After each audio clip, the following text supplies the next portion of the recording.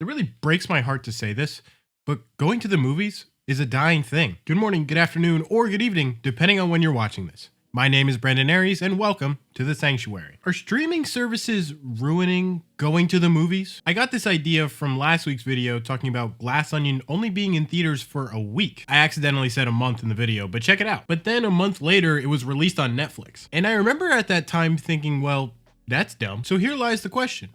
Are streaming services like Netflix ruining going to the movies or movies as a whole? Let's find out. When I was a kid, there was no such thing as Netflix, as Hulu, HBO Max, Peacock, Disney Plus, Paramount Plus. God, that made me sound so old. Back in my day, none of those things existed. If there was a movie coming out, you had to beg your parents to take you to see that movie. And it was such an experience. Your pockets would be full of snacks to smuggle into the theater because obviously you didn't want to pay for snacks. You get some popcorn, maybe a drink like a slushie, and then you'd sit down in your chair in the theater and just enjoy it. I also remember my friends and I had a group chat for whenever a new movie that we all wanted to see was coming out. And immediately as a movie trailer dropped or tickets were put on sale, we would all just like text each other for like a head count of who's going and who's driving who. And we would get together and sometimes even line up before the theater was even open to see these movies. And we'd watch them together. Though this year we were doing a head count for a movie that was coming out. And I remember one of my friends saying, well, it's going to be streaming, so I'll just wait till it's on stream. And that kind of blew my mind. Sure, I may be biased, but I love going to the movies. Hearing that made me kind of sad. However, I do see his point. He didn't deem this movie worthy of him spending his money. And these days, I totally get that. Some of the movies I've reviewed for this channel have been shortly put on streaming services after their theatrical release. I'm not saying that's where I watched them, but I didn't watch them in theaters. If you know, you know. Here's an example.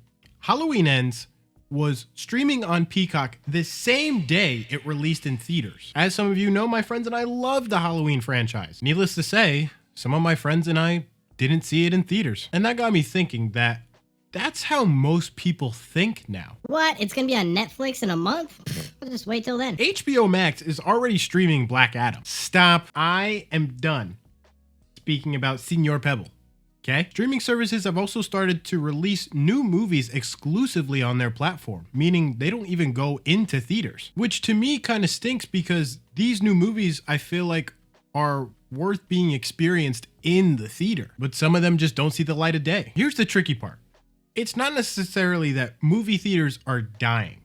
It's the film industry as a whole, and movie theaters are protecting them and keeping them afloat. I read an article called Cinema is Dying that mentioned that cinemas offer an experience not just the one you see at home. And when you think about it, they're right. When it comes to being at the movies, you're just driving to another place, watching it on a bigger screen, and eating all kinds of snacks that you want. I mean, that sounds like a good time to me. So this article also gives ways that movie theaters can, quote, survive in the post-pandemic era. Things like private screenings, on-demand movies, and even trying to draw in the gaming community, which some theaters by me have already started. Like I know some theaters you can rent out the theater to just watch a movie as like a private screening, or you can host it for like a special event, like a birthday party, or even just like a Smash tournament talking about the gaming community. It's hard to think about because I've always loved going to the movies, and especially with other people, because I feel like when you see these movies, you're not just experiencing it for yourself,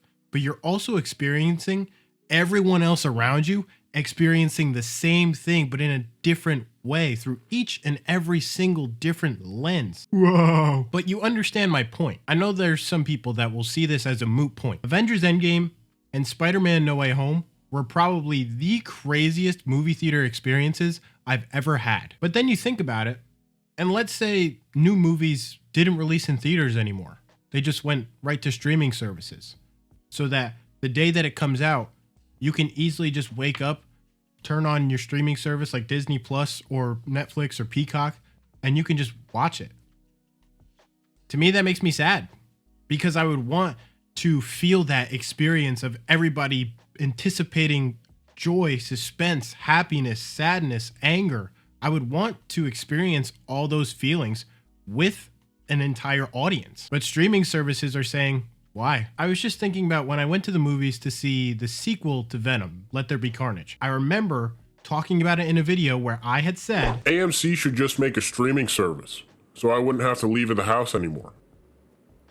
What? it's crazy that less than a year later, we're getting closer and closer to that end game. So what are your thoughts? Are streaming services ruining going to the movies, or are they enhancing the movie theater experience? If you enjoyed this video, please be sure to drop a like. It is always so much appreciated here in the sanctuary. If you're new, hit that subscribe button. And next to that is a notification bell for every week this lover boy pops up in your feed. And in case I don't see you, good afternoon, good evening, and good night. Peace.